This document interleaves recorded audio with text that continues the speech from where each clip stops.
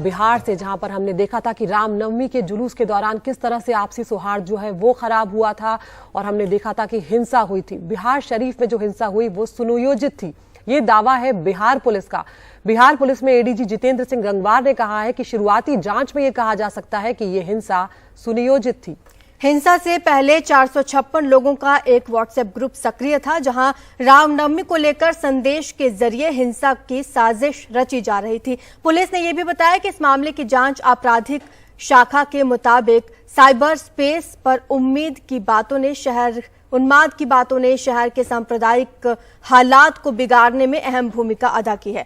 Police के मुताबिक इस मामले में मास्टरमाइंड समेत 2 लोगों ने सरेंडर कर दिया है, जबकि 5 लोगों को गिरफ्तार किया गया है। इनसे लगातार पूछताछ की जा रही। तो सबसे पहले आपको एडीजी बिहार का बयान सुनवाते हैं। जो 15 नामजद अभियुक्त हैं, उसमें से आर्थिक अपराध इकाई द्वारा 5 नामजद अभियुक्तों को गिरफ्तार करने में सफलता पाई है। 2 अन्य अभियुक्त, जिसमें कुंदन कुमार, जो स्थानीय रूप से अपने आप को एक संगठन से जुड़े हुए हैं, उनके द्वारा ऑलरेडी आत्मसमर्पण एक दूसरे केस में कर दिया गया है जो फिजिकल वायलेंस का है। उनके ऊपर भी एक FIR है, तो वो उस कांड से इस कांड में रिमांड किए जाएंगे। उसके अलावा एक कृष्ण कुमार आत्मसमर्पण किए हैं, उनको भी इस कांड में रिमांड किया जाएगा।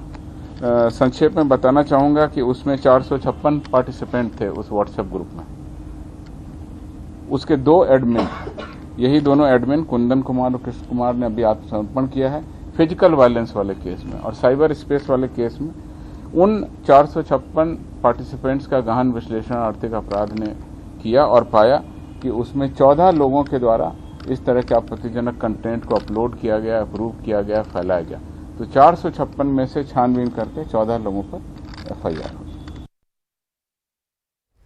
तो यहाँ पर आपने एडीजी को सुना, वो साफ तौर पर कह रहे हैं कि व्हाट्सएप ग्रुप के जरिए बाकायदा कुछ 100 लोगों का ग्रुप बना था और उसके बाद यहाँ पर उन्माद फैलाने की बात जो है वो की जा रही थी। साजिश जो है बाकायदा वो रची गई। यहाँ पर साफ तौर पर बिहार पुलिस ये कह रही है, जो अपने आप में वाकई में बहुत बड़ी बात है, क्योंकि हिंसा जिस तरह से हुई थी उसने सबको चिंता में डाल दिया था। हमारे साथ हमारे वरिष्ठ सहयोगी मनीष कुमार जुड़ रहे हैं। मनीष, क्या कुछ जानकारी और इस मामले में मिल रही है, क्योंकि बिहार पुलिस बहुत बड़ी बात यहां पर कह रही है कि जो बिहार शरीफ पे हिंसा हुई वो सुनियोजित थी।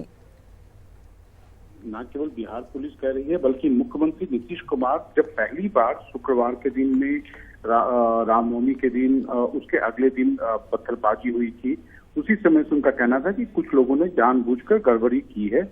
और उसी के बाद बिहार पुलिस जो है लगातार उनको ये फीडबैक मिल रहा था, लेकिन जब अब स्थिति शांत हुई है तो उन्होंने पूरी साजिश के बारे में बताया है और कहा है कि ये जो व्हाट्सएप ग्रुप था उसमें 400 से अधिक सदस्य थे, लेकिन 14 लोगों के खिलाफ में 14 लोगों ने भड़काऊ पोस्ट अपलोड किया था और उसी के आधार पर 15 लोगों के खिलाफ नामजद एवं और कुछ अज्ञात लोगों के खिलाफ में IPC और IT एक्ट के विभिन्न धाराओं के तहत ये मामला दर्ज किया गया है। उनका कहना है कि जैसे जैसे इस मामले की जांच और होगी, लोगों से जो अभियुक्त हैं उनके साथ पूछताछ होगी, तो जो लार्जर कॉन्स्पिरेसी है उसके बारे में पता चल पाएगा। अदिति, मनीष, ये 400 से ज्यादा लोग बताए जा रहे हैं, सारे लोग बिहार शरीफ के ही हैं या कुछ अलग राज्यों के लोग भी शामिल हैं साजिश में?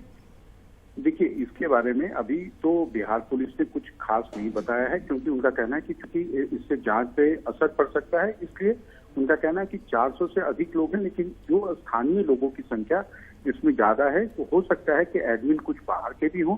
लेकिन हाँ, फिलहाल उनका कहना है कि जैसे जैसे इन लोगों के साथ पूछताछ होगी, उससे इस मामले के जो लार्जर कॉन्स्पिरेसी, जो बड़ी साजिश थी, उसके बारे में पता चल पाएगा। आजू मनीष, कहीं ना कहीं सवाल लेकिन यहाँ पर फिर ये भी उठेगा कि आखिर इंटेलिजेंस क्या कर रहा था, क्यों नहीं पहले से जानकारी मिल गई? क्योंकि अक्सर हम देखते हैं कि अब रामनवमी पे पिछले साल भी हमने देश के कुछ हिस्सों में काफी हिंसा देखी थी, तो उसके चलते एहतियात पहले से बरतना चाहिए था। देखिए, निश्चित रूप से आप जो कह रही हैं वो उसमें आंशिक रूप से सच्चाई है, लेकिन जब भी कोई घटना होती है तो उसके पीछे साजिश होता है, उसके पीछे एक बड़ी साजिश भी होती है। और अब ये इस बात से कोई इनकार नहीं किया जा सकता है कि जो घटनाएं हुई वो अगर प्रशासन और अधिक चुस्त रहता तो शायद वो घटनाएं टल सकती थी।